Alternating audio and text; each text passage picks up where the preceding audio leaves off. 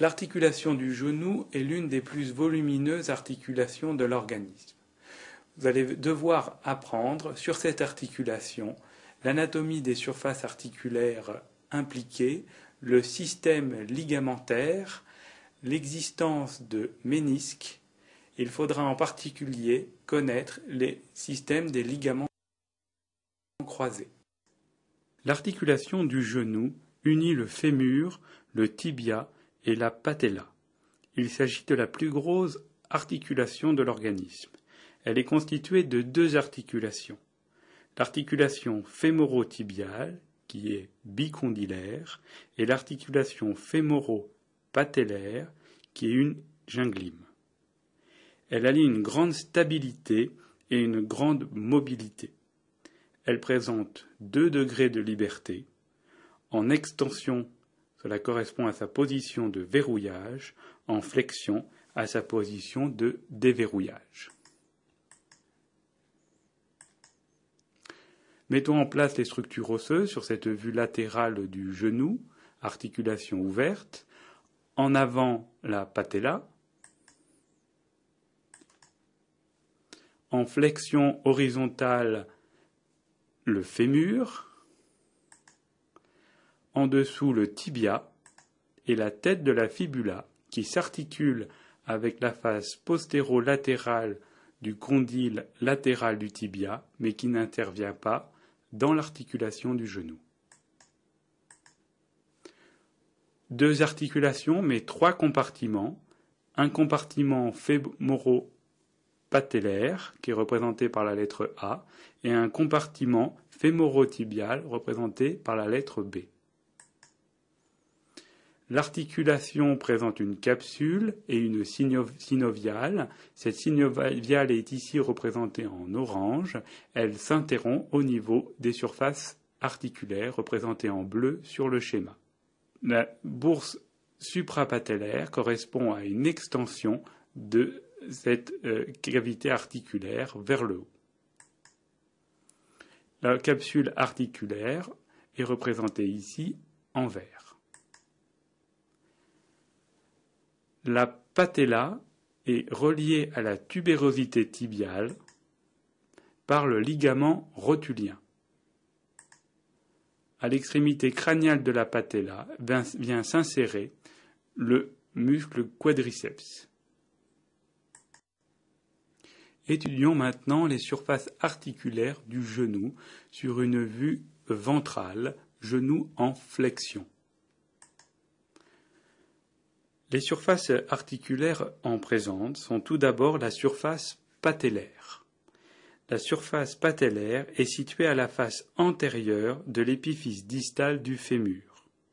Elle s'articule avec la surface articulaire fémorale de la patella. Elle présente une dépression verticale séparant 2 facettes. La facette latérale est plus large et plus saillante que la facette médiale. Cette surface articulaire est en continuité avec la surface articulaire des condyles. La surface articulaire fémorale est située à la face dorsale de la patella. Elle s'articule avec la surface patellaire du fémur. Elle est séparée par une crête mousse verticale en une facette médiale et une facette latérale. Les 2 facettes sont concaves. L'extrémité inférieure de la patella n'est pas encroûtée de cartilage à sa face dorsale et correspond à ce qu'on appelle l'apex de la patella. Les surfaces articulaires des condyles fémoraux sont au nombre de 2, un condyle fémoral latéral et un condyle fémoral médial. Elles s'articulent avec le tibia. Ces surfaces articulaires se réunissent en avant et sont en continuité avec la surface patellaire. Ces condyles sont séparés en arrière par la fosse intercondylienne. Au niveau du tibia, les surfaces articulaires tibiales supérieures sont situées à la face supérieure du tibia, plus exactement à la face supérieure des condyles tibiaux, latéral et médial. elles sont séparées au centre par l'éminence intercondylaire. Étudions plus en détail cette surface articulaire au niveau des condyles.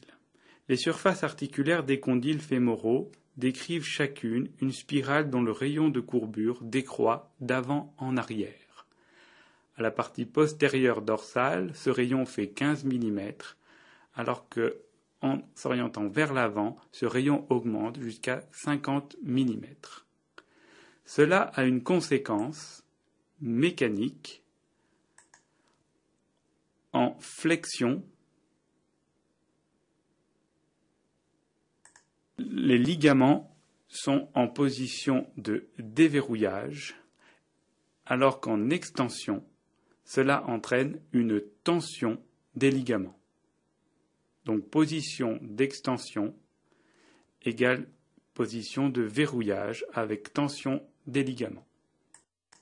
Étudions en détail la dismétrie latérale et médiale des surfaces articulaires mises en jeu dans l'articulation du genou. Nous allons représenter par la couleur rouge le condyle latéral et par la couleur verte le condyle médial. On peut constater que le condyle latéral est plus large que le condyle médial. Le grand axe du condyle latéral et du condyle médial sont divergents. Le condyle médial est plus long que le condyle latéral. Le condyle latéral fait 8 cm de long, le condyle médial fait 10 cm de long. On constate aussi que le condyle latéral est moins saillant en arrière que le condyle médial. De même, le condyle latéral est moins saillant en bas que le condyle médial.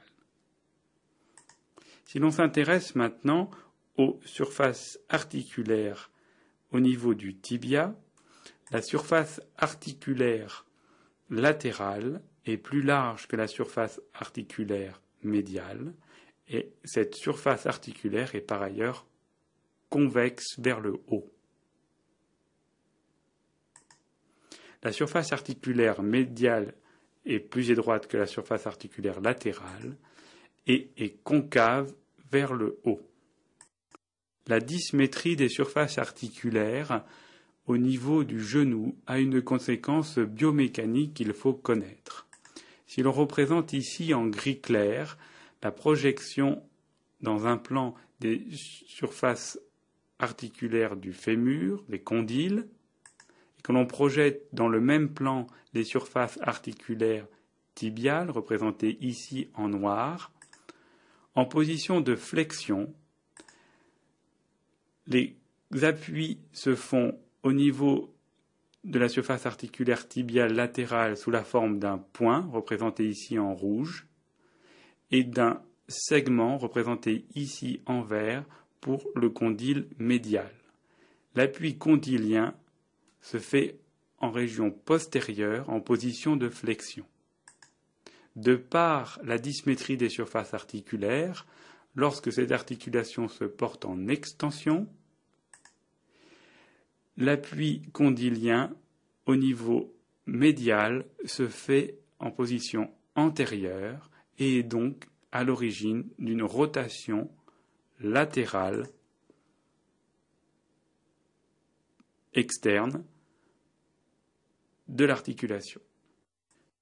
Nous allons étudier les surfaces articulaires du genou sur une vue crâniale après avoir retiré le fémur. On observe ainsi la face crâniale du tibia, avec placée en avant la patella. Les structures représentées en bleu marine correspondent aux ménisques articulaires. Ils assurent la congruence des surfaces articulaires des condyles fémoraux et tibiaux. Le ménisque latéral a une forme d'un C presque fermé. Les cornes antérieures et postérieures se terminent proches de l'éminence intercondylaire, qui les approche par devant et par derrière respectivement. Ils se poursuivent par des ligaments méniscaux, des freins, qui s'insèrent au niveau de l'espace intercondylaire. La corne postérieure donne naissance au ligament ménisco-fémoral qui accompagne le ligament croisé postérieur jusqu'à son insertion sur le fémur. Le ménisque médial a une forme de C très ouvert. La corne antérieure fine s'insère sur le ligament méniscal à la partie antéromédiale de l'aire intercondylaire antérieure et donne naissance aussi au ligament ménisco-fémoral qui rejoint le ligament croisé antérieur. Il existe aussi à ce niveau, au niveau de sa corne postérieure, un frein méniscal.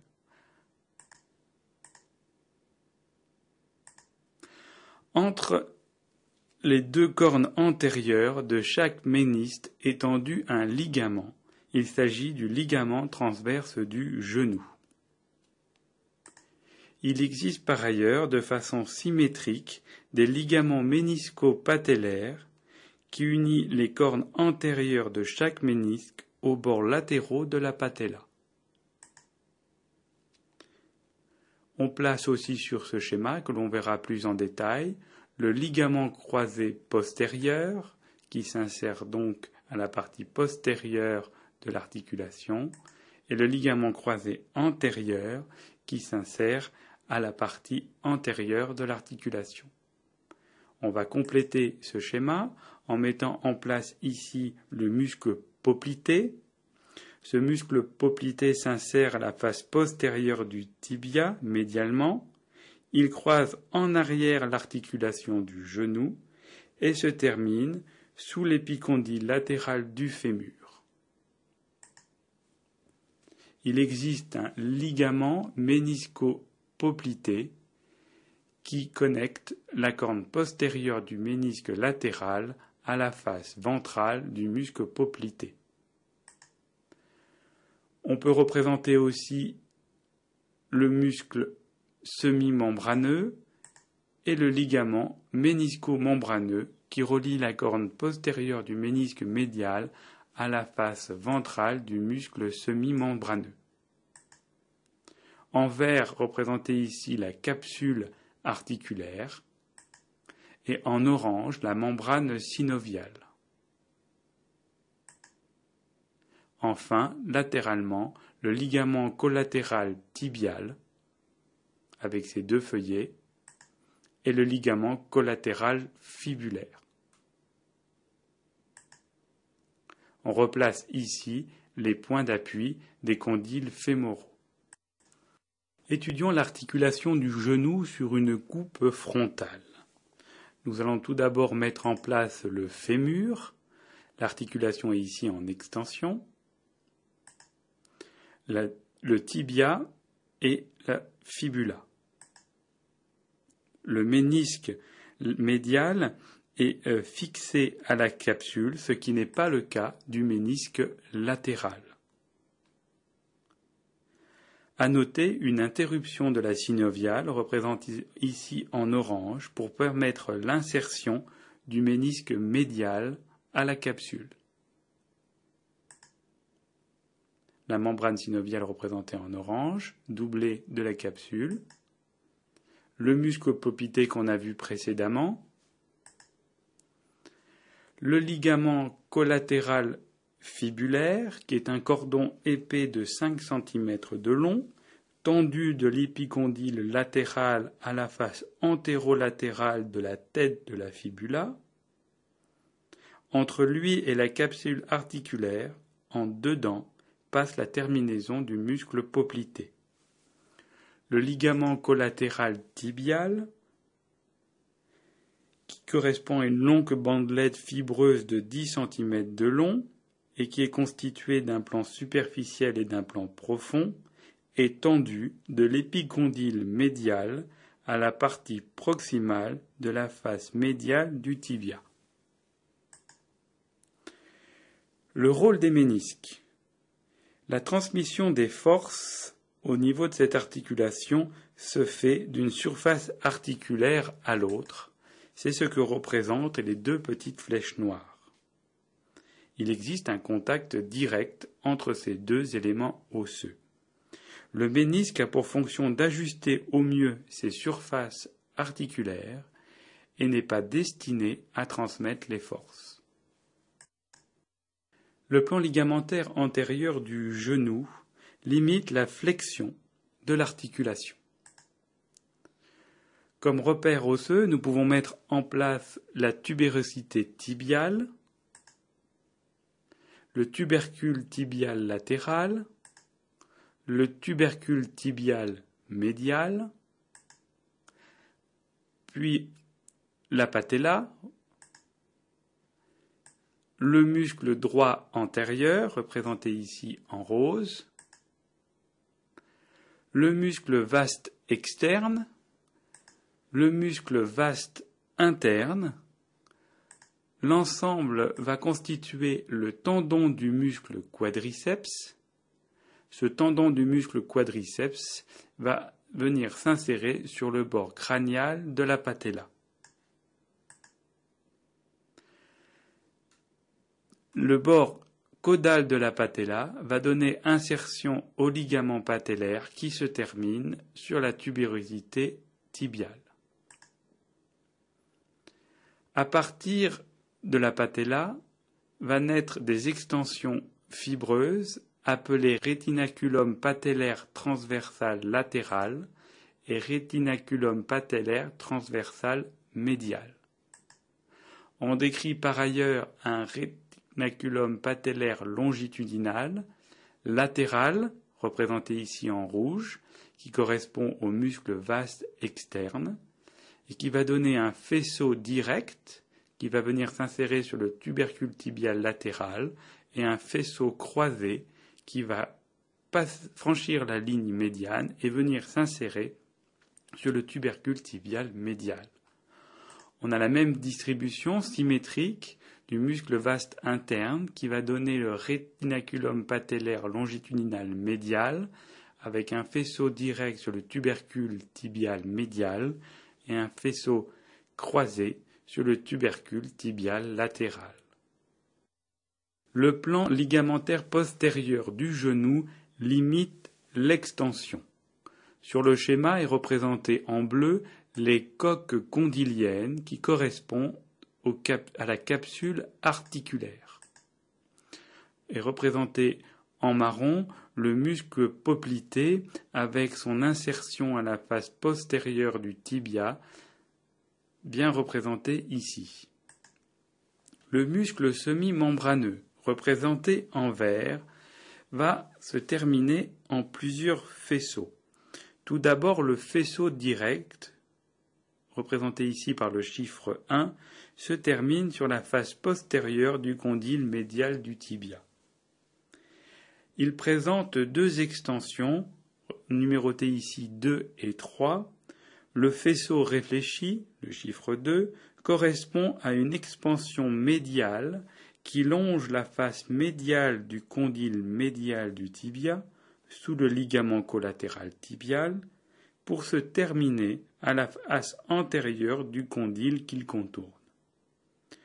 Le ligament poplité oblique, correspondant au chiffre 3, est une expansion latérale qui se dirige crânialement et se termine sur la coque condylienne latérale, la fabella, qui correspond à un os sésamoïde, et le fémur par quelques fibres. Le ligament poplité arqué a pour origine la tête de la fibula. Il se dirige crânialement et se divise en deux faisceaux. Un faisceau vertical qui se termine sur la coque condylaire, la fabella et le fémur, et un faisceau arciforme qui se fixe sur le tibia en formant une arcade au-dessus du muscle poplité. Le plan ligamentaire latéral du genou limite le varus. Nous allons mettre en place tout d'abord le muscle droit antérieur qui appartient au quadriceps. Ce muscle droit antérieur s'insère sur la patella et par l'intermédiaire du ligament rotulien sur la tubérosité tibiale. Latéralement est représenté ici le tubercule tibial latéral. De part et d'autre de la patella va émerger le rétinaculum patellaire transversal qui vient s'insérer sur la tubérosité supracondylienne latérale. Au niveau du tubercule tibial latéral vient s'insérer le rétinaculum patellaire longitudinal direct venant du vaste externe et croisé venant du vaste interne. Est représenté ici le ligament ménisco-rotulien. La tête de la fibula en arrière, la tubérosité supracondylienne, donc, qui est latérale ici, la coque condylienne latérale représentée en bleu, et représenté ici le ligament collatéral fibulaire qui s'insère de la tubérosité supracondylienne latérale jusqu'à la tête de la fibula.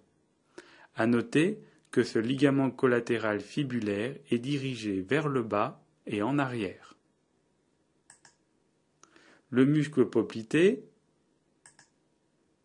le muscle biceps fémoral qui a été récliné, et enfin la terminaison du fascia lata, c'est le tractus iliotibial. Il s'agit d'une forte bande fibreuse longitudinale qui prolonge le fascia glutéal. Le plan ligamentaire médial du genou limite le valgus. On remet en place les mêmes structures, tout d'abord le muscle droit antérieur, la patella, le ligament rotulien, la tubérosité tibiale. Le rétinaculum patellaire transversal, les rétinaculum patellaire longitudinal, direct et croisé, qui s'insèrent sur le tubercule tibial médial. Le ligament ménisco-rotulien, la coque condylienne médiale, représentée en bleu, et le ligament collatéral tibial, avec son faisceau profond et son faisceau superficiel. Le bord postérieur de ce ligament se confond avec la capsule articulaire. L'insertion du muscle semi-membraneux, dont on a vu en détail les différents faisceaux, est représentée ici. Les muscles de la patte doigt, avec leur terminaison à la face médiale du tibia, il s'agit du semi-tendineux, du muscle gracile et du muscle sartorius. À noter que le ligament collatéral tibial est dirigé vers le bas et l'avant. Nous avons vu tout à l'heure la rotation latérale du tibia lors de l'extension. Cela est la conséquence de l'anatomie des surfaces articulaires. Mais cette rotation externe en extension est à l'origine d'une mise en tension et d'un serrage des ligaments collatéraux.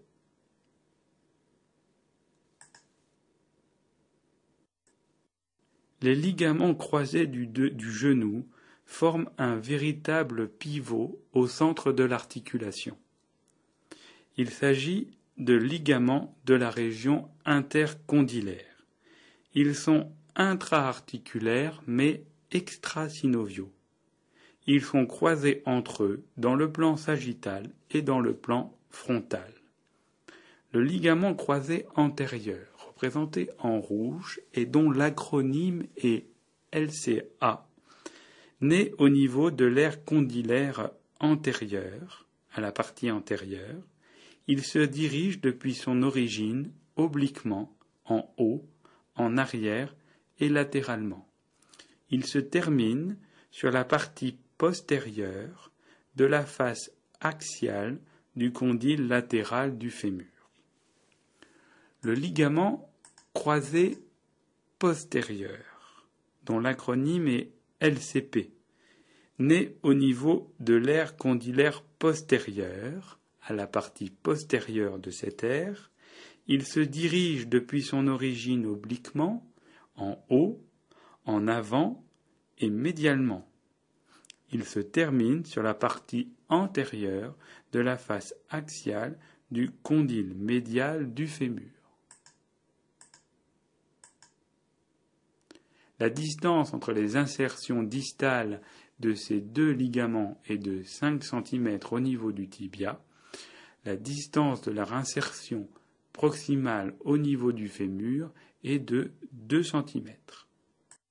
Si l'on reprend l'ensemble des ligaments précédemment décrits, on constate qu'ils sont croisés entre eux, mais aussi croisés avec leurs homologues.